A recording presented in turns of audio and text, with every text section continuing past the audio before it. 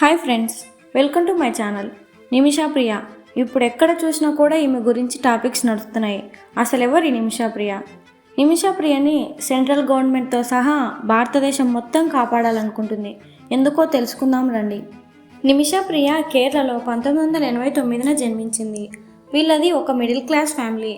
వాళ్ళ కుటుంబం యొక్క ఆర్థిక పరిస్థితులు బాగాలేనందున తనకు వస్తున్న జీతం వాళ్ళ ఆర్థిక ఇబ్బందులకు సరిపోదని నిమిషా ప్రియ 2008లో యెమెన్కి వెళ్ళి అక్కడ నర్స్ ఉద్యోగం చేసి వాళ్ళ కుటుంబానికి ఆర్థికంగా సహాయపడాలనుకుంది. అందుకనే యెమెన్కి వెళ్ళి అక్కడ హాస్పిటల్లో నర్స్ ఉద్యోగం చేసింది. నిమిషా ప్రియ 2011లో కేరళకి తిరిగి వచ్చి మ్యారేజ్ చేసుకుంది. ఆ తర్వాత ఆ భార్యాభర్తలు ఇద్దరు కూడా యెమెన్కి తిరిగి వెళ్ళారు. వారికి 2012లో ఒక కూతురు పుట్టింది. వారికి పాప పుట్టాక ఖర్చులు కొంచెం ఎక్కువ అయ్యాయి.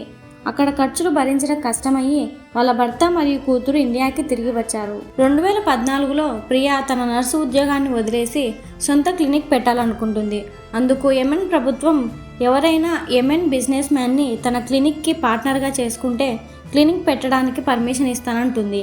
అందుకని ప్రియా ఒక టెక్స్టైల్ బిజినెస్ పర్సన్ అయిన తలాల్ మెహదీని తన క్లినిక్ పార్ట్నర్గా ఎంచుకుంటుంది. అలా 2015లో ఒక క్లినిక్ని ఓపెన్ చేస్తుంది. వాళ్ళ భర్త మరియు కూతురు యెమెన్ ప్రాంతానికి వెళ్ళాలనుకుంటారు. కానీ అప్పుడే యెమెన్ సివిల్ వార్ స్టార్ట్ అవ్వడంతో ఇండియా నుంచి యెమెన్కి వెళ్ళడానికి పర్మిషన్స్ దొరకలేదు. అలా నిమిషా ప్రియ అక్కడే ఉండిపోయింది. వాళ్ళ భర్త మరియు కూతురు ఇండియాలోనే ఉన్నారు. నిదానంగా తలాల్ ప్రవర్తన బాలేదని నిమిషా చెప్తోంది. తలాల్ తన భర్తగా ఒప్పుకోమని బలవంత పెట్టాడని, అలాగే క్లినిక్ వచ్చే ఫండ్స్ని తనే తీసుకుంటున్నాడని, ప్రియని ఫిజికల్ టార్చర్ చేస్తున్నాడని తను ఇండియాకి తిరిగి రావాలనుకుంది. నిమిషా యొక్క పాస్పోర్ట్స్ తలాల్ తీసుకున్నాడు. అతని దగ్గర నుంచి పాస్పోర్ట్ తీసుకోవడానికి నిమిషా 2017లో అతనికి మత్తుమంది ఇచ్చింది. నిమిషా అక్కడి నుంచి బయటపడొచ్చని మత్తుమంది ఇస్తే అతనికి డోసేజ్ ఎక్కువయ్యి మరణించాడు. అప్పుడు ప్రియా వేరే నర్స్ని అప్రోచ్ అయ్యింది. ఆ నర్స్ చనిపోయిన అతన్ని వాటర్ ట్యాంక్లో పడేసింది. ఆ తర్వాత ప్రియా ఇండియాకి తిరిగి వస్తున్న సమయంలో యెమెన్ ప్రాంతం బార్డర్లో యెమెన్ ప్రభుత్వం నిమిషాని తలాల్ని చంపినందుకు గాను అరెస్ట్ చేశారు. 2018లో యెమెన్ ప్రభుత్వం నిమిషా ప్రియని తలాల్ మెహదీని మర్డర్ చేసిందని తేలినందున ఆమెకు మరణశిక్ష వేయాలని నిర్ణయించారు. కానీ విచారణ మొత్తం యెమెన్ ప్రాంతంలో జరిగిందని నిమిషాకి మాట్లాడే అవకాశమే లేదు. అలాగే కనీసం నిమిషా తరపున సరైన లాయర్ లేనందున India supreme court lawyer Subhash Chandran మరియు ఇంకా కొంతమంది మళ్ళీ ఈ కేసుని విచారించాలని అన్నారు. 2018 జూన్లో నిమిషా ప్రియని సనాలోని జైల్లోకి తరలించారు. 2020లో మళ్ళీ విచారణ కొనసాగించారు. అదే సమయంలో సేవ్ నిమిషా ప్రియ ఇంటర్నేషనల్ యాక్షన్ కౌన్సిల్ ఫామ్ అయ్యింది. ఇది ఫామ్ అయినప్పటి నుంచి నిమిషా కోసం చాలా చర్చలు చేసింది.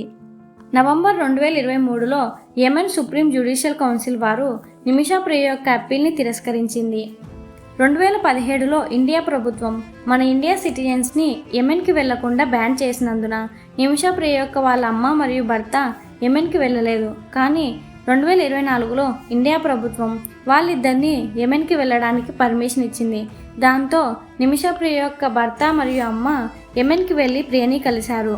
ప్రియా కుటుంబం వాళ్ళు మెహదీ కుటుంబానికి బ్లడ్ మనీ ఇస్తాము, తన కూతుర్ని వదిలేయమని చెప్పారు. బ్లడ్ మనీ అంటే ప్రాణ నష్టానికి ఇచ్చే పరిహారం. ఇస్లామిక్ షరియా లాలో దీన్నే దియా అంటారు. ఇలా ప్రియా కుటుంబం మరియు తలాల్ మెహదీ కుటుంబం మధ్య చాలా చర్చలే జరిగాయి. కానీ మెహదీ కుటుంబం బ్లడ్ మనీకి ఒప్పుకోలేదు. డిసెంబర్ 2024లో యెమెనీ ప్రెసిడెంట్ నిమిషా ప్రియకి మరణశిక్ష విధించాడు. జూలై 16న ఆమెకి మరణశిక్ష పడుతుంది అని చెప్పారు. ఇండియన్ గవర్నమెంట్ నిమిషా ప్రియని తీసుకురావడానికి చాలా ప్రయత్నాలు చేసింది. కానీ యెమెన్కి మరియు ఇండియాకి అంత బలమైన సంబంధాలు లేవు కాబట్టి తనని తీసుకురావడం కష్టమే అని చెప్పారు. ఇప్పుడు ప్రియా ఫ్యామిలీ వాళ్ళు $1 మిలియన్ బ్లడ్ మనీని మెహదీ కుటుంబానికి ఇస్తానని చెప్పడంతో ప్రియా యొక్క మరణశిక్ష 16 జూలై నుంచి వాయిదా పడింది. ఏది ఏమైనప్పటికీ ఒకే ఒక సంఘటన ప్రియా కుటుంబంలో అనుకోని బాధల్ని మిగిల్చింది. ఇది ఫ్రెండ్స్ ఇవాల్టి వీడియో. నిమిషా ప్రియ కేసు గురించి మీ అభిప్రాయం ఏంటో కమెంట్స్లో చెప్పండి. ఈ వీడియో మీకు నచ్చినట్లయితే లైక్, షేర్ అండ్ సబ్స్క్రైబ్ చేయండి.